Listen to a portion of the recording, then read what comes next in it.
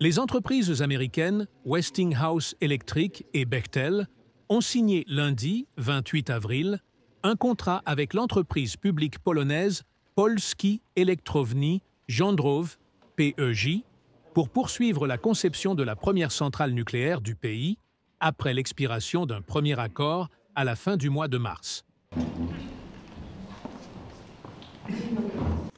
Dzięki wysiłkowi obu stron można dzisiaj z pełnym przekonaniem ogłosić, że współpraca amerykańsko-polska w zakresie energetyki La jądrowej Pologne ma się cherche dobrze, à réduire sa lepiej dépendance niż au charbon kiedykolwiek wcześniej. et a choisi Westinghouse en 2022 pour construire la centrale sur la côte de la mer Baltique. Na pewno nie Varsovie poprzestaniemy estime le coût du projet à tylko, jeśli chodzi o 192 energetykę w ogóle, milliards de zlotys, na tej soit 51 inwestycji milliards de dollars.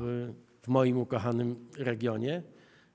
Rozmawialiśmy już także o przyszłości małych reaktorów jądrowych, gdzie polsko-amerykańska współpraca też może być bardzo owocna. Została dzisiaj opatrzona. Je crois que c'est le début d'une coopération nucléaire à long terme entre les États-Unis et la Pologne, qui impliquera la construction de futurs réacteurs, ici en Pologne, mais aussi dans d'autres pays européens, a déclaré le secrétaire américain à l'énergie, Chris Wright, lors de la cérémonie de signature. That supply chain and that skill set is developed among Polish workers and American workers, and the two working together in concert.